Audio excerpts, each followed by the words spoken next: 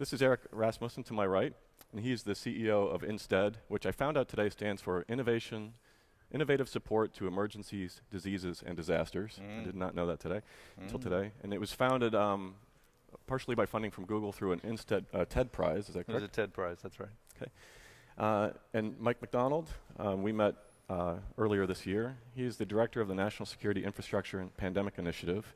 He's also the CEO of Global Health Initiatives and a principal investigator for the Global Resilience Testbed. And so I want to set the stage just for a moment.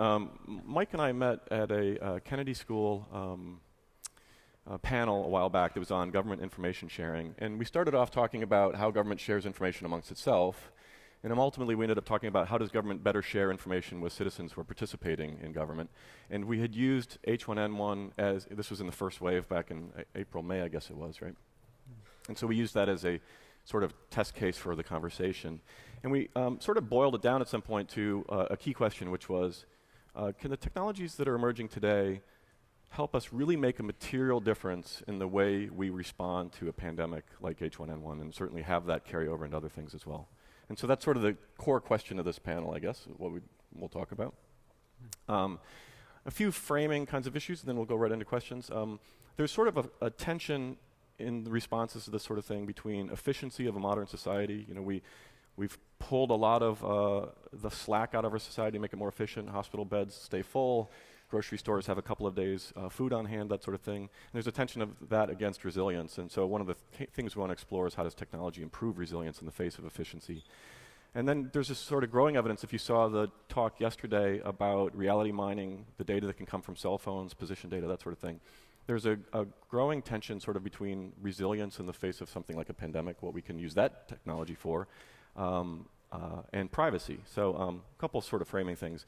And then in terms of just opportunity areas in the face of something like this, we certainly have to do surveillance of the disease, so we have to figure out how technologies can advance that cause. We need to be able to provide information to citizens so that they can have their own situational awareness, make their own decisions. And we need to also be able to help the science happen faster in the face of a mutating disease and that sort of thing. And then finally, we want citizens to be able to communicate more effectively with each other.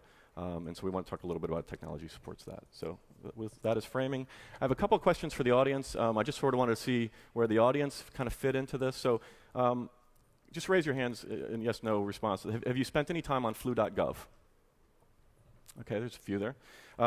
Have you installed a influenza-related iPhone app? Maybe not one of the joke ones, maybe one of the real ones? Nobody, okay. Are you following any flu-specific feeds on Twitter? I could see a few back there. Okay, great. Do you use any Google search alerts with influenza terms? And then finally, do you, in your local community, specifically in your local community, do you have email alerts, RSS feeds coming from your local community, from your schools, things like that? Okay, so quite a few on that. Okay. Actually, I have one more. Does anybody in the room think they have the flu right now? All right. Okay. So, gentlemen, it's September. September, October tend to be interesting months in these things, if you look historically. When we look back on this, regardless of the sort of severity or lack of severity or how it turns out, when we look back on this, how will this have turned out different? How will we write the story differently than, say, in 57, 77, other examples of this, because we had the technologies that we have available to us today? Michael, why don't you take that one first? Okay. Well, first of all, I think we're aspiring to something different in this pandemic. We're looking at, can we actually take the top off of this second wave?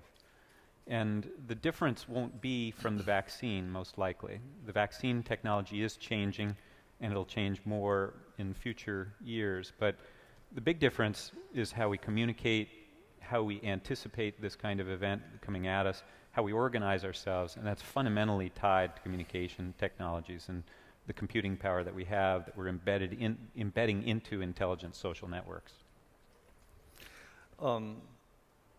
Michael and I, we know each other, and we're friends. And we have slightly different perspectives on how we approach this.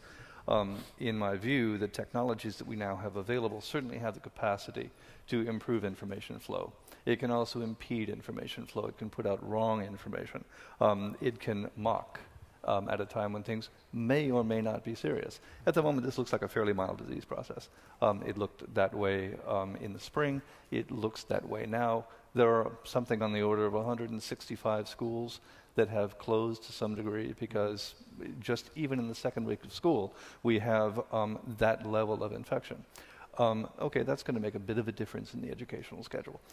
Can we do something remotely to keep that education going with the technologies that we have now? Absolutely. Are we prepared to do so? I don't think so.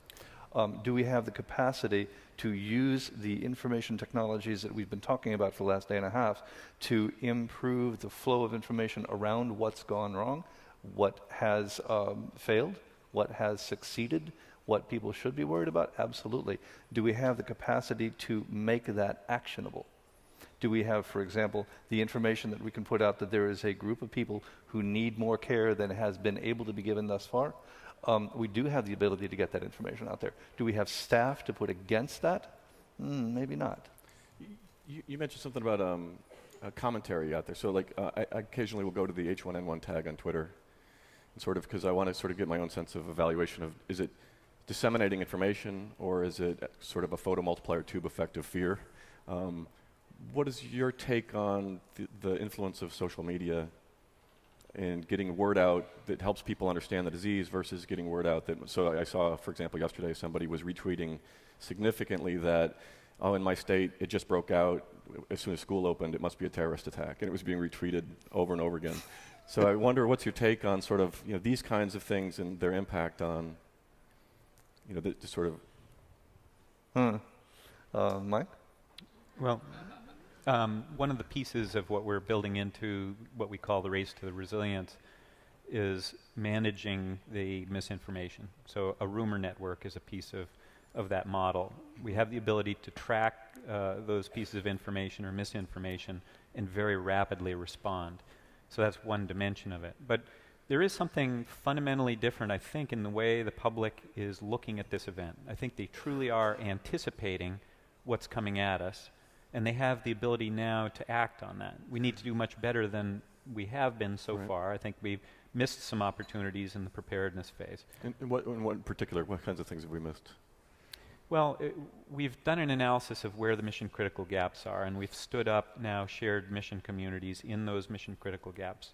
And surveillance, for example, I think we now understand early on in this event, in the May time frame and June time frame in particular, CDC has looked at the presentation of disease information and prevalence information with a science base that's been refining over decades. But the public is coming at this now in the last few years feeling as if they require information every day that gives them situational awareness. And the CDC data and the WHO data just didn't cut it. It was way behind the actual movement of the virus, and there was demand for other services which stood up in the civil sector and ended up being much better collectively than what we were getting from the traditional sources. So that's just one example, and there are several categories in which we saw problems that the social media and other technologies began to fill the gaps.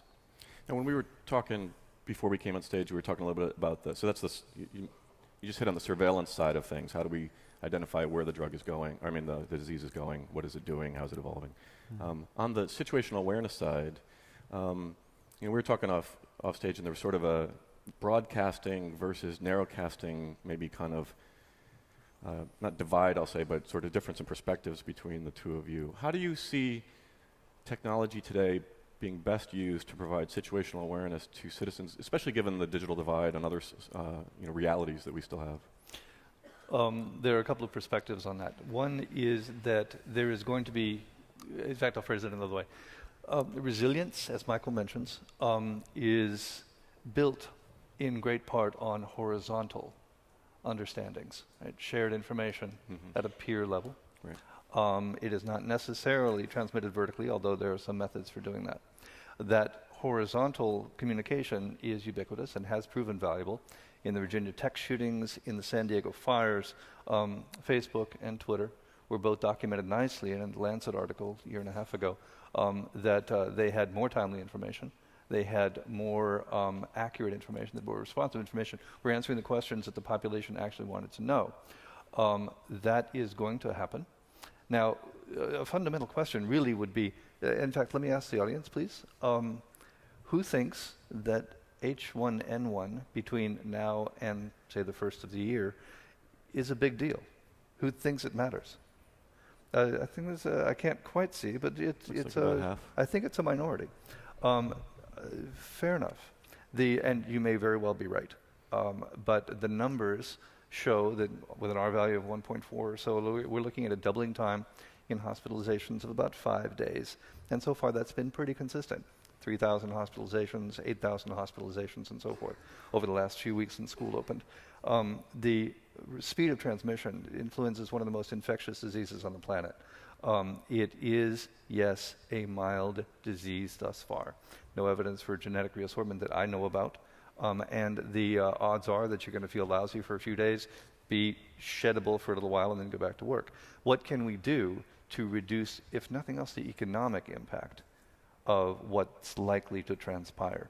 And I think that the tools that we now have available for communication do have the capacity to enhance our understanding of how to take care of one another, how to fill some gaps, and I don't think that's being explored very well yet. Let me ask you a follow-up on that. So do you think that, I often think that there's sort of another tension which is sort of between government as parent and government as enabler, maybe is a way to put it.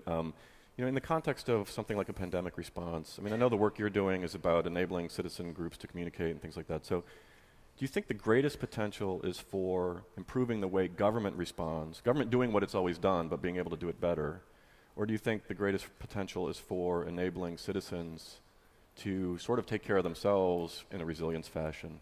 Citizens, absolutely. That's not even, for me at least, that's not a question, Michael. We might disagree.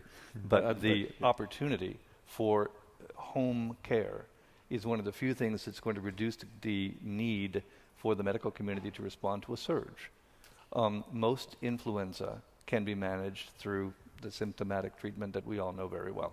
If we do not have the confidence instilled in a population that they can take care of each other, they can take care of themselves, that there ought to be a threshold at which they seek medical care elsewhere, but they ought to take care of themselves first. If we don't instill that confidence and that message, medical capacity is likely to be overwhelmed fairly early. Michael, what do you think? I think that the relationship between citizens and their government's changing. I think the technology facilitates a different kind of relationship, not just between the individual citizen and their government, but also the individual and their communities. And their communities are more and more connected online. And those communities can see themselves in new ways, and they can organize themselves in new ways in interaction with government. One of the opportunities that we have in this event is that we may see where government may be slow to react, like we saw in Katrina. We now have possibly the opportunity for citizens, which really have access to about 85% of the assets that could be engaged in fighting this particular second wave. We now have the opportunity to organize a very agile response. Right. So is it possible now that we're moving toward more of a whole society engagement of assets, societal assets, to make a true difference in even a very short window? So if we're facing a steep peak on this disease is 2.5 times, this particular flu virus, 2.5 times more infectious than seasonal flu. That means we're going to have a very steep peak. Right. So potentially, even with low virulence, we could still have a severe pandemic effect. Right. Because of the mimetic aspects as well as the genetic aspects of this particular pandemic. Let me interrupt you for just 1 second. I need to crowdsource. What time is it? Because that clock restarted 3 times. 12:23. So we have a few more minutes. I want to take this opportunity then. We have about 7 more minutes, I suppose, then. So I'd like to ask if there are questions in the audience, I think Jennifer Palka is going to be walking around with a. There she is. So let's open it up to the audience rather than me. One question that I have is, this panel to me is lacking a representative from the National Institute of Allergies and Infectious Diseases. And I wonder how that institute plays in this environment from your point of view. I can't speak to that. No? Yeah. Well, I guess let me share a concern looking at the weeks and months ahead. Certainly, the vaccine issues are critical. Jonas Salk was one of my thesis advisors. I'm very concerned about how the vaccine is moving forward. But I think it hasn't been well vetted with the public that the vaccine will be available to only a very small percentage of the population before the peak of this second wave. If that's the case, then we have huge non-pharmaceutical and information sharing dimensions to the response. And so you're absolutely right that the vaccine is critical. But if less than 20% and perhaps less than 10% of the population is vaccinated before we hit the peak of this particular second wave, then we really should not underestimate the importance of the information sharing and the non-pharmaceutical aspects as well. And that includes behavioral modification, that includes home care methodologies and so forth. I think we have another question here. You talk about the issue of resilience, and we have a situation that's like the Triangle Shirtwaist Factory in that most people do not have the necessary medical leave available. They are chained to their jobs. If you have to prioritize all the different technology assets that we have to play, and that one question of policy of medical leave 1 week per year, how could that change the outcome of this pandemic threat? It's a fascinating question.